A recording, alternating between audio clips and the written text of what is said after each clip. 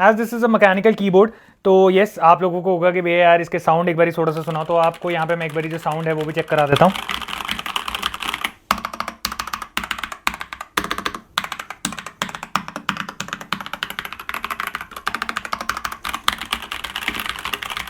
Keys काफ़ी सही है, काफ़ी एकदम बढ़िया तरीके से कीज जो है वो काम करिए। इवन आप यहाँ पे स्पेस बार देखो, स्पेस बार में सबसे ज़्यादा दिक्कत रहता है कि कई बार हम प्रेस करते हैं तो यहाँ से स्पेस बार उठा रह जाता है, बट आप यहाँ पे चेकआउट करोगे कि मैं एकदम कोने से भी दबा रहा हूँ, स्टिल हमारा पूरा का पूरा स्पेस बार जो है वो दब रहा है। तो यस कीज काफ़ी बढ़िया यहाँ पे दी गई हैं।